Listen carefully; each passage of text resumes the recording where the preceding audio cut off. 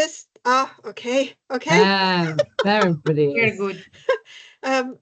Okay. Apologies, everybody. This was my fault, but I found it very strange. I think the Teams has changed since last time we used it. Well, I just used it earlier this morning and it wasn't there. But I got some yellow buttons which were new and we were actually discussing it. So hopefully you can all see us and hear what's happening. Is that okay now, Alice? Simon is typing yes. Heather saying yes. So hopefully that will be okay. So your people could type but not interact directly. Please feel free to switch on your camera so we can see you as well. Lydia is typing things. Can't turn on camera. That's fine. If you can, why not? So we can see each other. Okay, I think we are now ready to start because apologies for this mess. So I'm going to start recording and I'll hand over to Mariana. Hello all, thank you for being here today. It's a joy and a pleasure to have with us Claire Jones. Claire is a senior lecturer at Oxford Brookes Business School, and she works in the quality assurance team and in the thesis stage of her ED, looking at perceptions of personal identity among second career academics. She has also worked in program management, and Claire also teaches business strategy, leadership management, and intercultural business. Claire, would you like also to share a few things about yourself before starting? Oh, thank you for that lovely introduction, Mariana. It's great to see everybody. And I think hopefully at some point, if we can change the permissions, it'd be good to get cameras on later because it's quite an interactive session and it'd be really nice for you to be able to share what I'm hoping you're going to create a little bit later on in my session. So I'm actually based out of Singapore at the moment. I work for Oxford Brookes University, but my family moved out here a few years ago. So it's a little bit sunnier here, I think, than it is in rainy Athens, but maybe not that much sunnier than sunny Exeter. So yeah. Oh, I see you've now got cameras coming on. That's fantastic. So yeah, I'm doing an EdD. I'm doing a professional doctorate of education, and I'm looking, as Mariana said, I'm looking at professional identity of second career academics. So people who used to work in other kind of careers before they became academics. And actually my use of kind of visual creative methods in my teaching has translated over into my EdD, and I've also got some kind of visual research method stuff going on there as well. So really into everything that this group does, and it's an absolute pleasure to have the opportunity to talk to you. So I've got a few slides if that's okay to share. I'm not great with I am not great with Teams, so I'm trying to work out how to do this. Window, I guess. Here we go. Great. Can everybody see? Can you see that? Perfect. Yes. All good. Awesome. Okay. And we have just given to everybody video and audio access. Apologies for the settings. You can all blame me. Right. I'm just trying to work out how to go to slideshow. Here we go. From the beginning. That's it. So, and I can't see you anymore because I've got my slides on slideshow, but I will drop out at various points. If anything comes up in the chat, if somebody could let me know. So can you all see the slides? Sorry to interrupt. Can everybody see the slides? You can. No. I can't see the slides. Oh, you can't see them? No. Oh my goodness. This is not going well. I saw them briefly. Yes, something we came saw up. Them yes. Before for a few seconds, but then it stopped. That's strange. Can you see them now? No. Not yet. Okay. I think you may need to share again. Presenting Teams. Okay, I'm going to try again. We will get there. Stay with us. We'll get there. This is all exciting. We are used to this. We went through the pandemic, so please don't here leave. We go. Yeah, I use a totally different system. So I'm so sorry. Here we go. Oh, look at that. Oh, that's very exciting. This is great. Now everyone can see. Right. Yes. So I have badged this session. What kind of pedagogical researcher are you? But we could insert person or professional or academic or student or anything you want, because the focus is really these Alebrijes and the idea of how we kind of articulate concepts. So my first question to you is to ask you how your day has been so far. If you could just write something into the chat for me. Just a couple of words.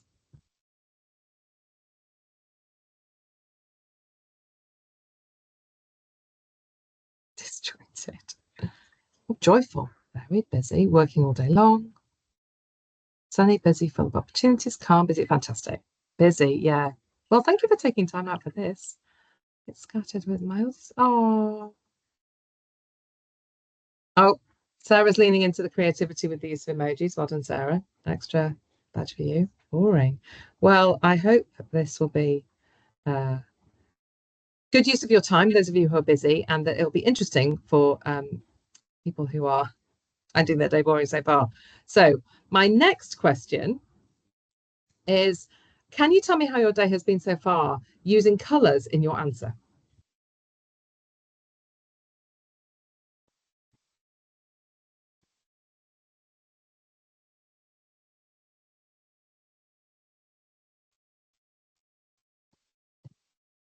So we've got grey coming in, we've got yellow, red and white. Another vote for yellow, another grey, an orange, multicoloured, I like that. Green, blues and greens, muted. Starting to get more creativity coming through. Blue but yellow for the sunshine. A blue heart, I like that. A black scribble, lovely. Greens and pinks. A red book and a purple blob. Feels like a separate conversation. Green is the colour of intelligence. Green. So you might think about your choice of colours. You know, if I described my day as blue, I might be referring to feeling sad. If I describe my day as pink or red, I might be referring to energy or maybe chaos. And of course, those kind of connections that we make with colours and how we might choose something as simple as a colour to articulate a concept, like how our day has been going, you know, is partly personal. It might kind of lean into our kind of cultural background, our experiences, our view on life, etc., etc. So that's pretty obvious stuff. Obviously, colour is quite a useful kind of relatively basic start point for the idea of going beyond words to kind of articulate something that's maybe goes a bit deeper than that. So my next slide is one of my favourite movies. I loved the first Inside Out movie, and then the second Inside Out movie, they introduced these new characters. And to a certain extent, I think they've leaned into some pretty relatively straightforward notions of colour with what they've done here. So, you know, anger is red. That's pretty straightforward. Sadness is blue. Embarrassment is pink. I guess we tend to, you know, blush. Envy is green. That's the connection between green and jealousy is quite common. Ennui, dark blue, so kind of an even deeper kind of blue than the kind of regular sadness, and joy, the kind of main kind of lead emotion voiced by Amy Poehler is this kind of very bright yellow. Oh, you're still on the end. Oh my goodness. Is everybody still on the first slide? No. Oh, okay. I think we see the one with the photos. Okay, good. So I'm going to keep going, but do let me know if there's any other technical glitches. So just to kind of focus in on anger, who is red. You know, red is a great color to kind of think about, because the connection between red and anger is pretty common, but there are lots of other connotations for the concept of red. So, I mean, I pulled this off the internet and I apologize, I forgot to include the source, but, you know, we might associate red with certain types of jewels or, you know, things like garnets or rubies, types of food or drink, concepts like anger or love. We might think about different types of red. So, of course, red isn't just kind of one concept. And colours in themselves can be quite difficult to kind of describe, can't they? If we couldn't see a colour, how would we describe it? But anyway, so red takes us to maybe anger. It could take us other places, but there's lots of other ways of kind of breaking down or kind of disaggregating the concept of red. And of course, red, I think, is also a really good example of a color that has some pretty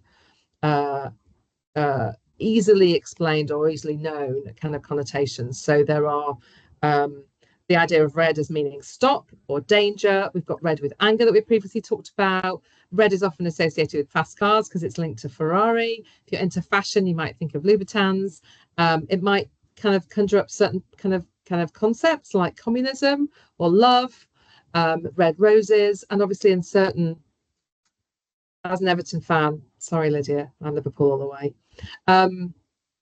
as there are certain cultural connotations. I live in Singapore. The colour red is really important to a lot of Chinese Singaporeans. It has very auspicious meanings, and that's also the case in various other parts of the world. So even something as straightforward as one colour, we can see that it can be conceptualized in lots of different ways. Do we mean like a pinky red or an orangey red or a merlot red or a mahogany red? But also, you know, the kind of cultural and other kind of baggage that comes along when we think of red. What do we think about? Are you a Coca-Cola fan, or do you like your Ferraris or whatever? So I guess this is what I like about this whole idea of finding other ways to articulate concepts, is that it kind of tells us something about the individual. If I ask you how your day was and you said pink, you know, we could talk about why you chose pink, and that would tell me something about how your day went, but it would also tell me something about what you think pink is all about. So that's kind of interesting. So moving on, I should explain what I'm going to do. So want to talk about a visual approach to articulating identity, and I guess that a lot of that comes out of my studies with my EdD, but also further back is what I'm really going to talk to you about today is an activity that I did with some of my students, which was very, very creative. So talk a bit about the benefits of a creative approach. You can probably already tell from my enthusiasm that I think it's pretty awesome. And then we're going to have a go. So that's why you having the ability to put your camera on is quite important, because hopefully you might be a bit creative later on and you might be able to share something with the group. So I hope that all seems okay. Key principles. We can't always reduce what we want to communicate or indeed know or understand to something that we can, you know, just use words for. And I think I'm preaching to the kind of converted there. So we have this concept of visual listening that Nielsen talked about a few years ago, you know, that we can, if we think about research methodologies, that we can get to different places in terms of our understanding of what our participants' experiences, for example, if we try to take a more visual approach. And I've definitely leaned into kind of visual research methods in what I've been doing with my studies. So it can kind of just take us beyond, you know, the kind of the straightforward that you might get if you had a kind of semi-structured interview or indeed a conversation with a student.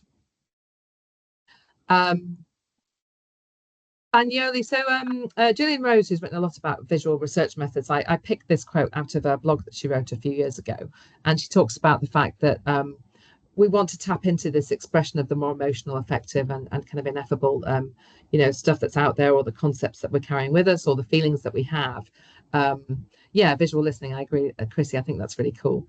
And ultimately, I think why I like this approach that I'm about to tell you about is partly because it's experiential. So you can kind of really get stuck in, and that speaks to a lot of, you know, student experience, that we don't want to be talking at our students anymore. We want them to kind of be involved. So the fact it's really kind of, you can do something with it, I think is great. It's very personal, which I think makes it very engaging, but also it conveys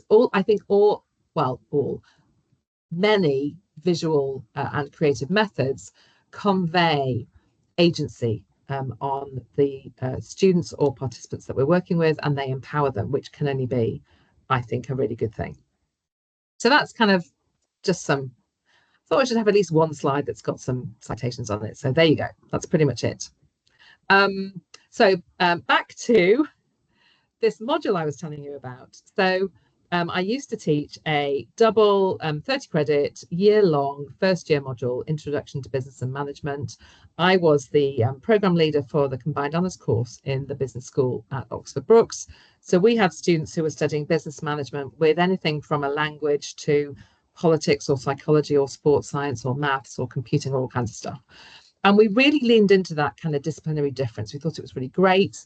What we started to realize was that students and their mums and dads and their kind of families in open days would kind of ask, isn't combined honours either half as good or twice as hard? Like, how can that be a good thing to try and split yourself into two different places? And so we really wanted students to kind of embrace their cross-disciplinarity and to really see the benefits that you don't just get the business and management stuff and the other stuff, but you get this third thing of the fact of being somebody who's really agile and they can work across disciplines. And of course, this is going back 10 years or so. So since then, I think a lot's been written about the benefits of working across disciplines and, transdisciplinarity and cross-disciplinarity and all these various words that we have out there. So we really had a course that was predominantly multidisciplinary. The students were really just studying the two subjects alongside each other. There were very few opportunities for us to bring the two things together. But this module was one of them because it was laying the foundation for the students' entire experience. And so we really wanted them to bring their other subject into the classroom. If we were talking about leadership, the students from sports science or from psychology, for example, might have particularly useful insights to share. But to be honest, all of the students, whatever their other subjects, could see the business and management stuff that we were doing through the lens of their other discipline. And we really wanted to kind of bring that out. And actually, little plug, we ended up with better student satisfaction and student outcome scores than students who were just studying business and management. And I really think it's because the students were really engaging with what they were doing on a level that took them beyond, the kind of standard single discipline.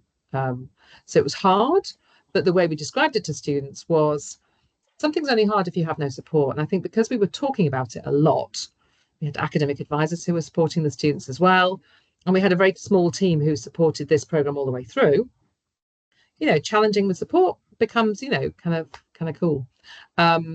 So that's the context for this particular activity that I did with my students. So we were looking at employability skills. It's a year-long module. We had the students hand in their first big piece of work in week 10 of semester 1. And we had a couple of weeks at the end of the semester. We deliberately pulled that first piece of work forward from the very end of the semester because we could, because we were a year-long module, and it gave them a bit of space for their other module assessments. But it meant we had a couple of weeks where we could do something that was important, but wasn't kind of dependent on grades. So it was kind of just an activity the students needed to engage with, but it wasn't graded. So we wanted to talk to the students about, start thinking about where you're going with this thing. So, what kinds of jobs are you kind of thinking about? It's fine if you don't have a plan, but think about the skills that you have, think about the skills that you want to develop, think about attributes and values and all that kind of jigsaw puzzle of stuff that we talk to students about when we start talking about employability. And it's tough because they're first years, but we wanted them to start thinking about what they might get involved with if they're not involved with societies or part-time work and all that kind of stuff. So it was kind of a bit of an audit. And we would have, lists of what employers were looking for, the kind of top 10 skills employers want and all kinds of things that we could talk to students about. Start working on their CV, start working on their LinkedIn profile. And because they were combined on the students, we really wanted them to focus on this cross-disciplinarity. So think about their identity as a student of business management and something else, and what that means in terms of what they know, but more importantly, what they can do and what skills they have. So this is the kind of context for this couple of sessions that we had right at the end of semester 1. Now, this is the problem, that we would ask students to articulate their skills and attributes. Tell me about yourself in terms of employability. And we get this kind of bland, cliched, I'm a team player, I'm focused, I'm ambitious. Doesn't really, fine. If you are a team player who's committed and ambitious and all that stuff, then great. But, it's a bit like cliche bingo. And we really felt that when we were asking the students about employability, they would kind of lean into these lists and say, well, I'm all of those things, and they turn it into a paragraph. We wanted to try and get a bit further with this thing. So this is where the kind of taking a different approach kind of came from. And our solution actually came from going to the RAISE conference that year. And my colleague, who I used to run the module with, went to a session run by an anthropologist who was talking about these Alebrijes, which are these fantastical creatures that are created, I think, predominantly in Mexico and other parts of South America. So we decided to try and use this idea of kind of extreme creativity, I would say, because they're very creative kind of creatures, very kind of decorative. Alebrijes, to have the students create something that would be grounded in their understanding of their skills and attributes and values and all that stuff as a cross-disciplinary student.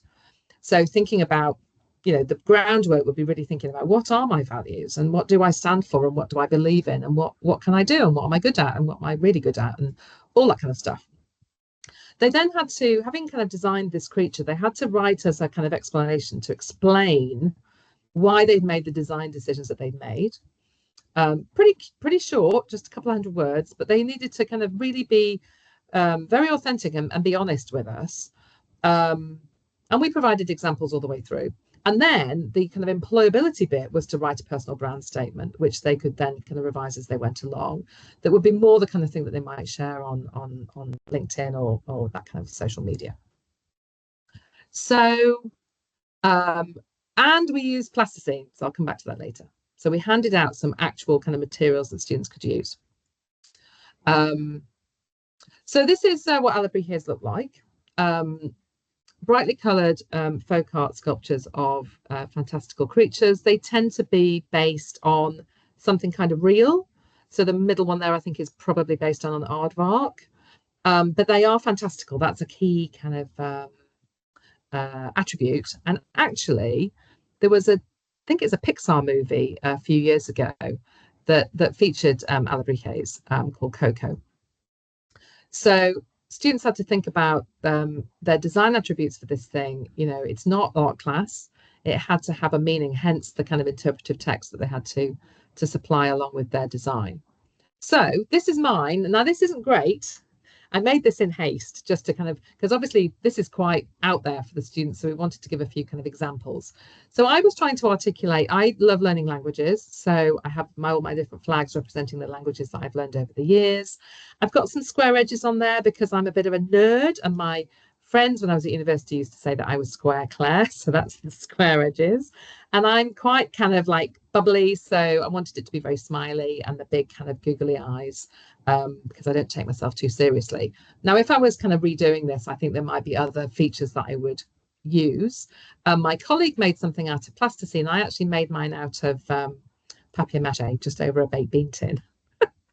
But I think this helped the students to kind of see where we were coming from, that we provided these examples with our own interpretive text, with our own personal brand statement, so they could see what was needed, especially the first time around. That was quite important. So I wanted to share some examples from my students. And this is just a fraction. I mean, this was a module that had 100 odd students a year. And to be fair, some of the students didn't really get it. They would just, make an animal out of plasticine, like a dog, because, I'm a friendly person. And it didn't really go much further than that. Some of the students really went for it. The top left-hand one under the word Alebrijes that looks like an eagle, that's actually made out of paper. It's origami, and each piece is actually separate, so it kind of all joined together and it would fall apart if I tried to pick it up. Most of the rest of these are made out of the plasticine that we provided to the students. The guy in the middle that looks a little bit like an owl was actually a tennis ball that the student painted and then used that as the basis. So all of these would have a text that would explain why they had chosen their kind of core creature, if you like. Why have I gone with an eagle or an owl or a flamingo or whatever it is? Why had they chosen particular colors and any other features that they'd gone for? So it was all kind of there.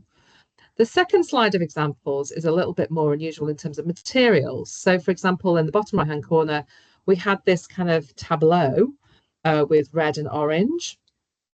Having lots of sets of arms is a kind of obvious one if you're feeling like you're really good at multitasking. The middle one that looks like a kind of white dog was a kind of papier-mâché painted. Underneath that one, the figure with the two flags, that's actually a kind of a plastic bottle. Next to that is really, I mean, I can't for the life of me find the text that the student wrote, but essentially a Lucozade bottle with the Lucozade plastic wrapper stuffed inside, and that meant something, and I forget what, it was all very deep. And then various things stuck on outside that kind of explain some of the things the student wanted to articulate. A couple of really abstract ones, again, top left. So we've got the white cube and then the orange legs with a horn. And again, the guy with the white cube is actually a mathematician. He was doing business and maths, so that might tell us something. But you know, there was a really good reason for all the design decisions that students have made, and they really kind of leaned into, you know, moving away from just creating like an animal that everyone might recognize. And I had to include the one at the top that's got like a face like a monkey and two long arms, because it's actually the core that this is made out of is a condom.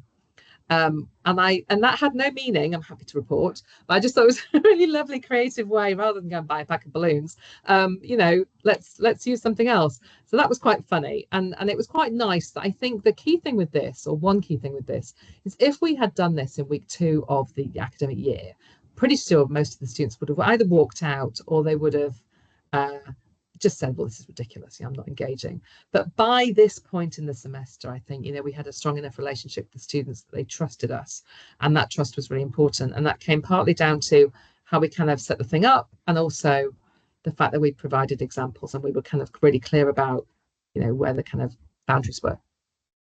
So I just wanted to include one of the an excerpt from one of the interpretive texts, and I know there's a lot of text on this slide, but I wanted to give you the opportunity to read what one of the students had to say about her design. This is actually a Spanish student who was very concerned for the environment. She's a very kind of green person. So I'll just leave a couple of minutes for you to read that.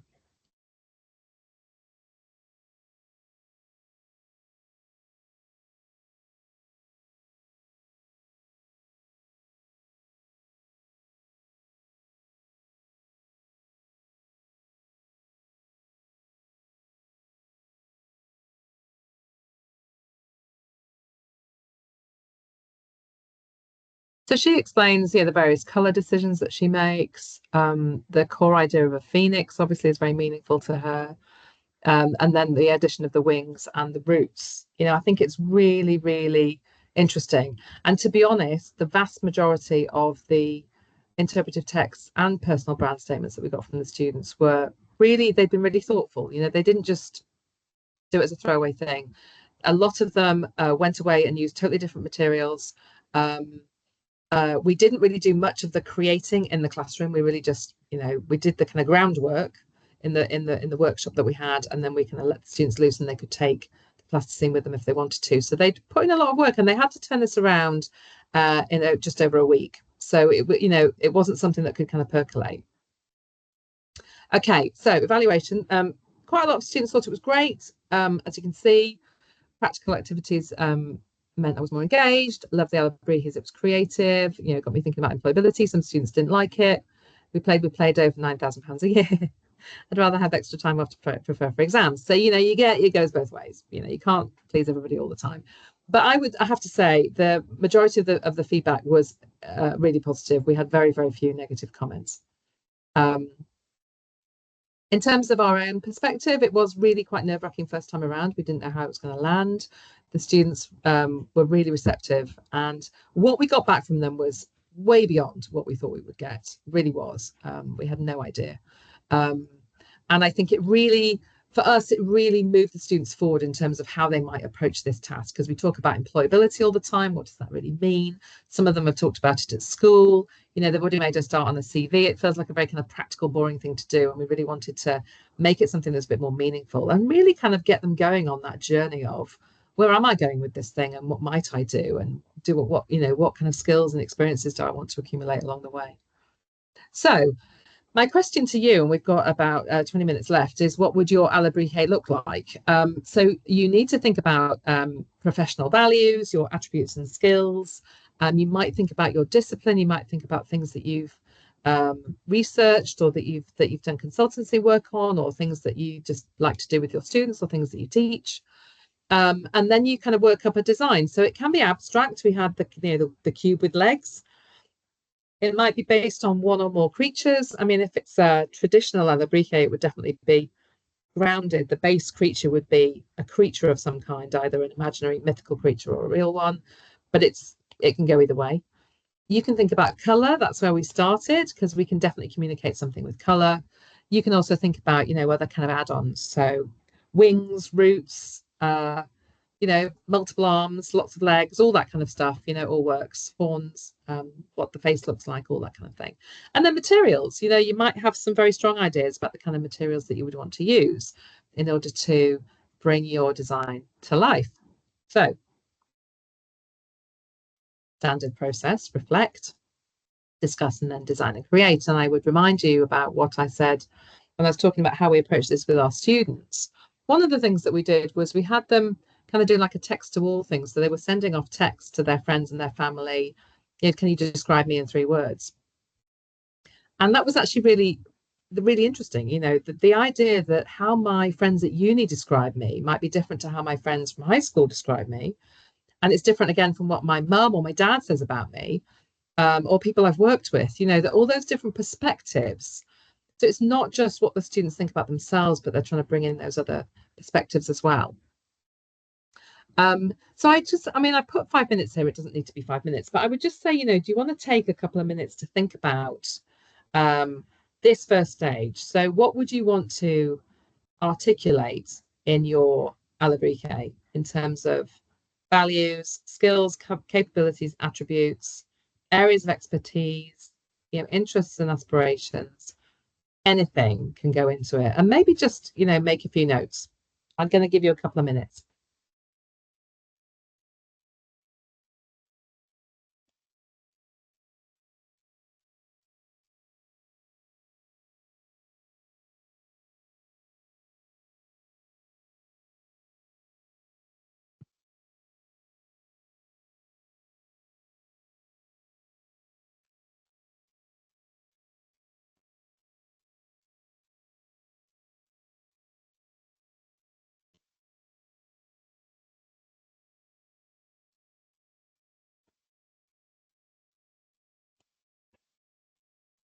Chrissy and Mariana, I don't know if our participants are able to unmute.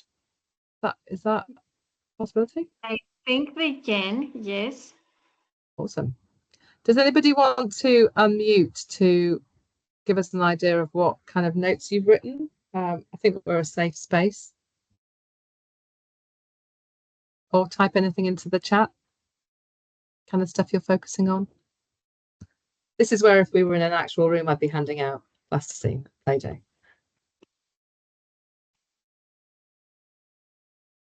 Just to inform everybody, you all have access to video, you all have access to audio, so please feel free to switch on your camera and microphone. This is fascinating what you're presenting, Claire. Thank you so much.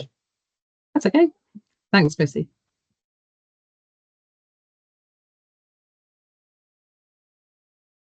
Okay, well, I will move on. Next bit, discuss and share. I can share an example if you like. Oh, yes, please. I just drew something. Perfect. I don't know if you can see it. Wait 1 second. I'll reduce it.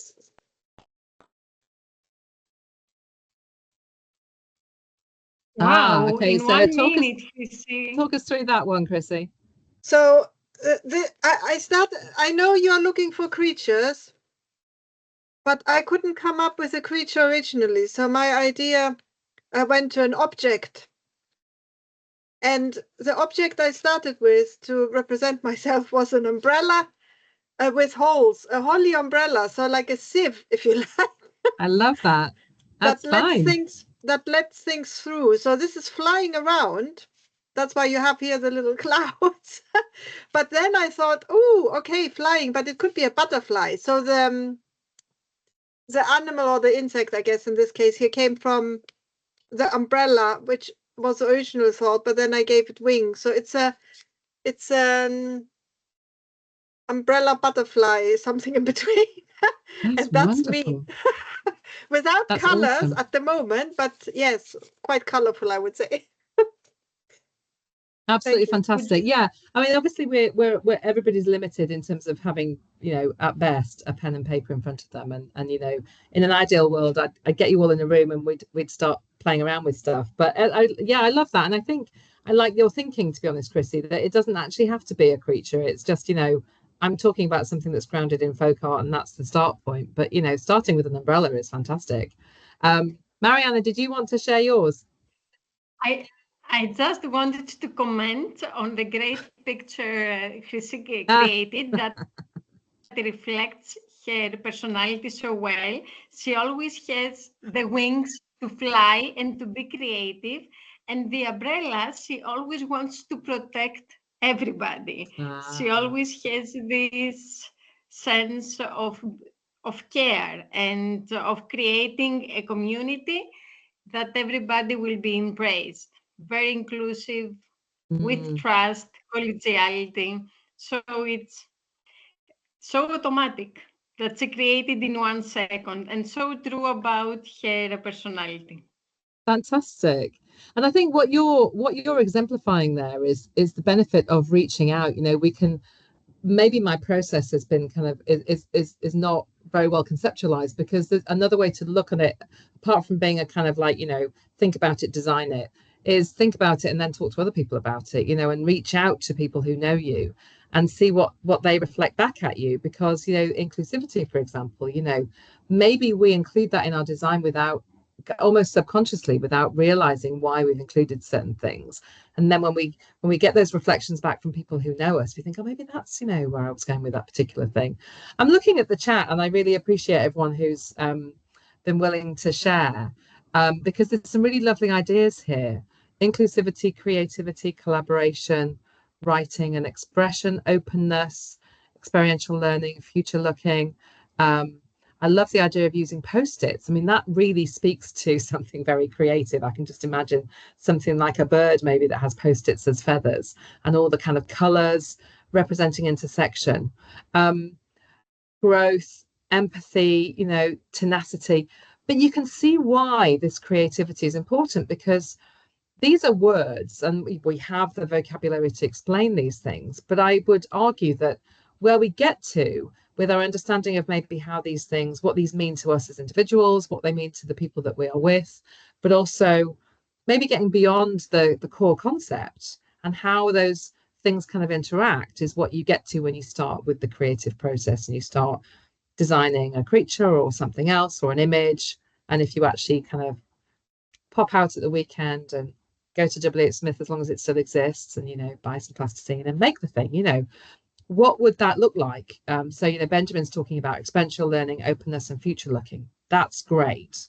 And then you have to think, okay, this is my next slide, you know, you have to design the Alebrije, and that's like a really wide open slide. I've got nothing for you, you know, because it's very, very personal. What color is openness? What color is collaboration? Is there a creature that speaks to that? You know, a lot of my students would use an octopus if they wanted to talk about being multitasking, or they would use a dog if they were very loyal and friendly. They would go with cute creatures if they wanted to articulate kind of friendliness and openness. But it's a very personal thing, you know, and I had students designing dragons and scary stuff, and they didn't mean to kind of express negativity. It was just how they conceptualized particular kind of attributes. And as we saw, we had students who really went abstract, and that also meant something in terms of what they wanted to articulate. So it can be quite kind of obvious, octopus, you know, lots of arms, multitasking, and it can be really subtle, but it's a very personal thing. So I would say that that's the next step for everybody, is to take that list and think, okay, you know, where do I go with this? What's it telling me? I think the other thing that can be really useful, as I said, is the kind of text to wall thing, which you could do maybe after this activity, or have a conversation with your family over dinner and say, you know, how would you describe me in 3 words? You know, what should I be including in this? And see how that contrasts with your own lists. And, you know, if you'd like to create something, I'd really love to see it. I don't know if anybody else has got the means to kind of draw something. I think Chrissy's, Chrissy, did you want to come back in? You finished first. Sorry, yes, I had the question a bit earlier. I don't want to interrupt. Yeah. No, it's okay. I just saw your hand. Well, my question, if that's okay, was around the colors. What about if there are students, colleagues who are color blind or blind completely blind or partially sighted, but also, do colors mean different things in different cultures, or is it something more personal? You know, I have lots of questions around colors. Yeah, I don't know what everybody else thinks also. there's definitely some kind of inclusivity and a kind of accessibility kind of questions, isn't there? That, you know, we would need to adapt. If I was using this activity with a group of students that included any students who I knew to have you know, issues that were going to impact on their interaction with it and their ability to kind of, you know, do what I was asking, then obviously I would adapt. I think a student who has sight issues could still engage in terms of the descriptive elements. Anyone who doesn't see colour, clearly colour isn't going to be a part of it, but it doesn't have to be. So I think it's adaptable, I suppose, is what I would say. I think there's a lot you can do with it. One of the third or fourth time I ran it, one of the students actually said, "Do I have to make something, or could I just kind of make it online?" And he was studying computer science, and he used a program to basically create his 3D animal. But, you know, he gave me a link. You know, he didn't want to work with his hands, as it were. So I think that's an obvious other way where it can evolve, that we wouldn't, you know, if I was more technologically savvy, and I'm sorry to say that I'm really not. I did once win a prize, teaching prize for use of technology, and to this day I have no idea why. There are undoubtedly you know, software packages out there, and there's one that I use at Brooks, connected to the Google Suite, where, you know, we could draw this, you know, multicolored, you know, and if we were really techie, you know, we could use software to create, you know, a 3D image.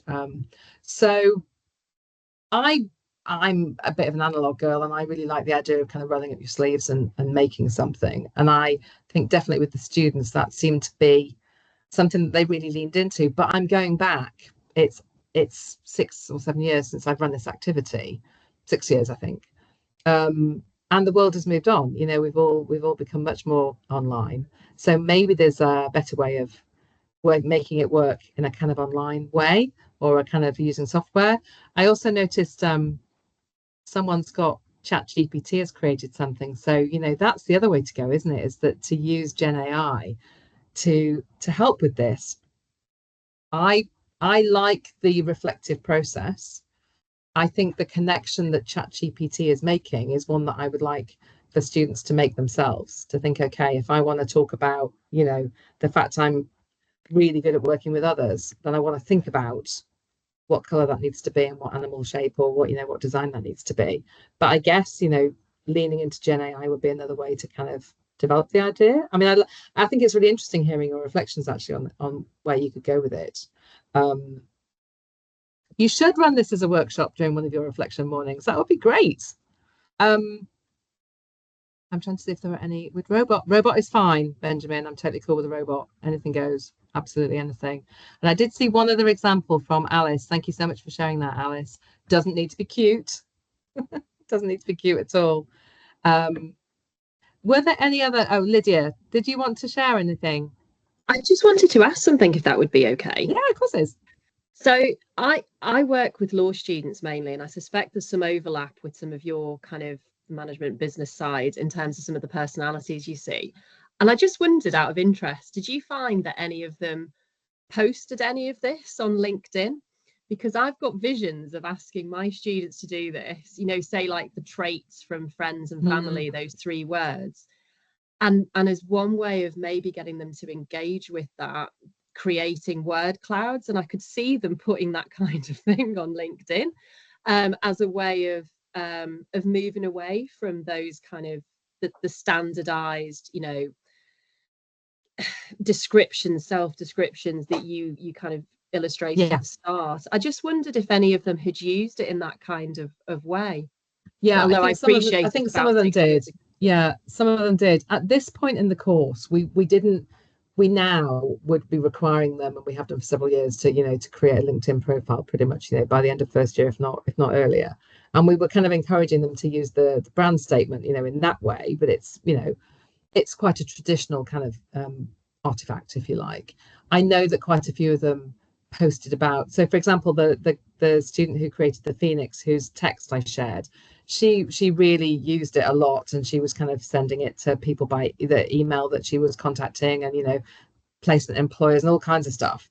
I guess it depends on the individual, because for some students that will be, if the act of creating this speaks to your personality, because maybe you want to stand out and you feel that you're quite a creative person or whatever else, then you will then be quite happy to share this. But clearly a lot of students wouldn't want to, because they might think it makes them look frivolous or whatever. I certainly think when I've run this kind of activity with colleagues, they've always found that well, maybe it's a self-selecting bias. The colleagues that come along to this kind of thing think it's great, but there's bound to be a whole bunch of other people who think it's absolutely ridiculous. But I think it speaks to something that we can all engage with at various levels, and I think that's one of the reasons it works, because I would always have at least probably between 3 and 5% of students who really did the minimum, didn't really get it, I'd rather not, and then a lot at the other end of the scale who would really go for it, and they were like, man, this is fantastic. And kind of quite a lot in the middle who got enough out of it, but probably didn't want to make it like a massive thing. And I think that's okay, in the same way that Chrissy designed an umbrella and Benjamin wants to be a robot. It's all good, because it's a personal thing. In the same way, in my EdD research, I'm showing my participants images that have no words, like a foggy beach or a colourful set of steps, and they're supposed to pause on the images that speak to their idea of their professional identity, and it's all about their own perspective. So it doesn't matter what they bring from it.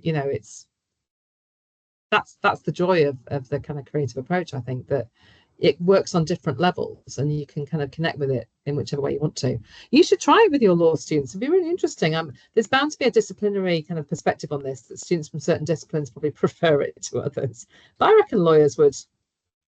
I think so. Yeah, we do have some. For example, we've got a second year module that's a compulsory module where the assessment is to make a zine, and it's a love or hate thing, most definitely. But they even struggle with things like doing a review of an article if it's not coursework or an exam.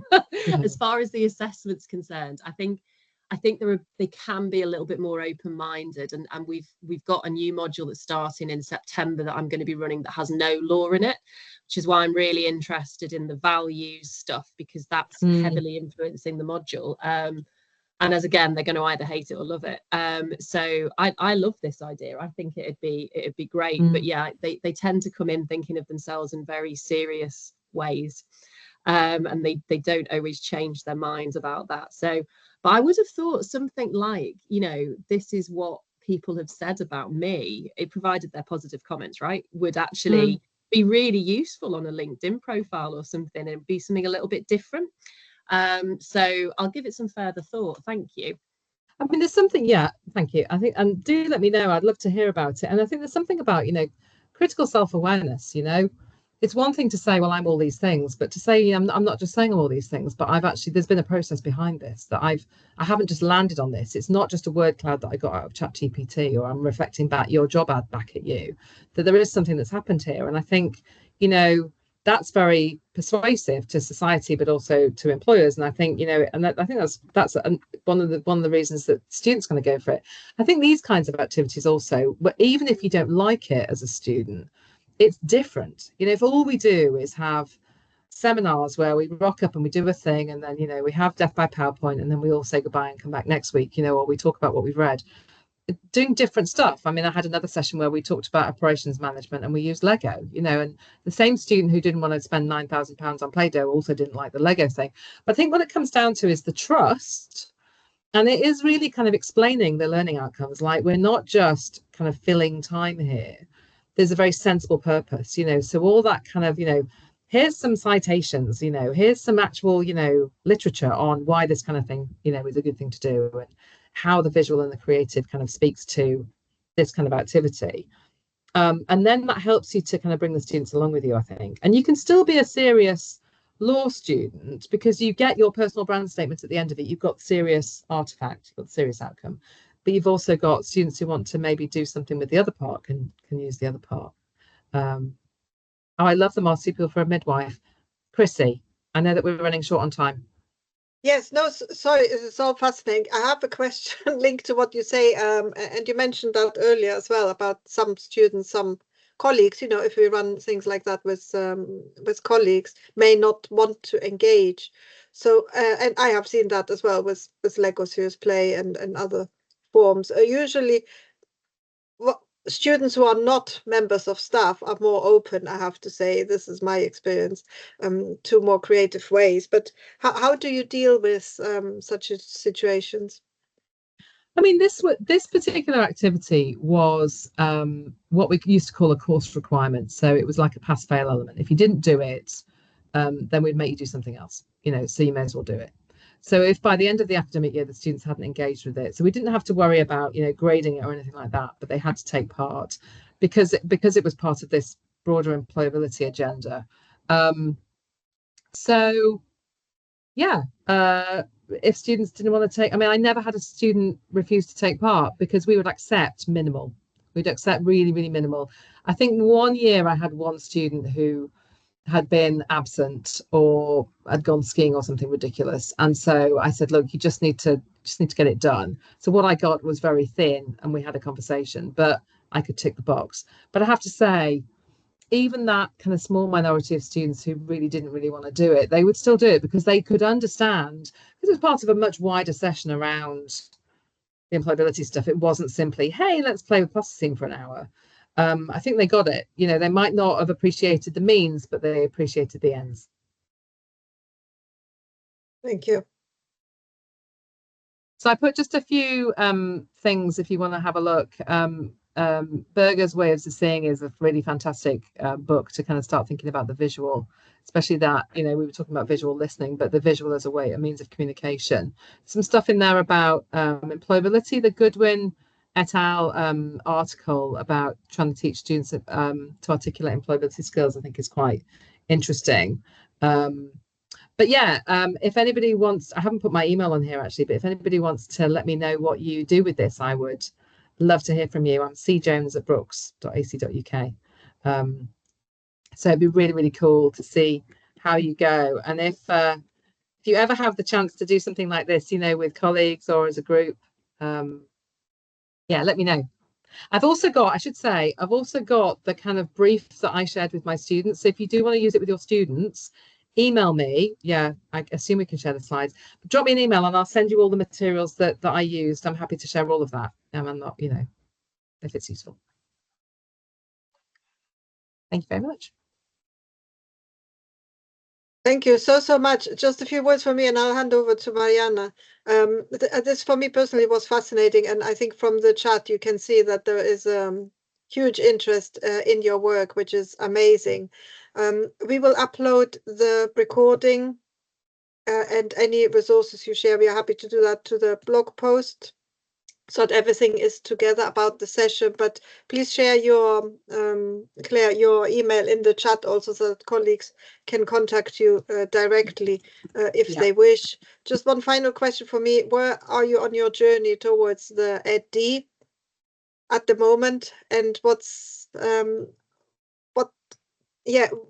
are you finding? Have you got your data yet? Yeah, I'm in. I won't tell you how many years I've been working on it, but I was supposed to do 12 interviews and I ended up with 27 due to the absolute kindness of strangers, and yeah, finding some interesting stuff around, and unsurprisingly about things like imposter syndrome, but also the extreme impact of serendipity at various stages of the process, and a lot of human factor around informal mentors, particularly women supporting women, which has been really nice. So yeah, some of it kind of reflects what you get in the kind of literature around professional identity development, and some of it I think has been quite kind of surprising. But yeah, it's been really great actually. But I've now got 27 pretty dense transcripts that I'm kind of plowing through. So yes, you will get the big milestone is the data. So you have the data. So keep going. I'll hand over to Mariana. Thank you so much. Thanks, Chrissy. Thank you so much, Claire. Thank you, Chrissy. A big thank to all of you that you were here today. And in the next week, we will have the joy to have in this session, not next week, sorry, in May, in our next session, we will have Dr. Sharon Savigate, that she will be sharing with us experiences through virtual reality drawing tools. And Dr. Sharon is a researcher that specializes in the intersection of neurodiversity and immersive technologies, along with creative methodologies. So it would be great if you could also attend the session in May. A big thank you to all. Thank you, Claire. Thank you.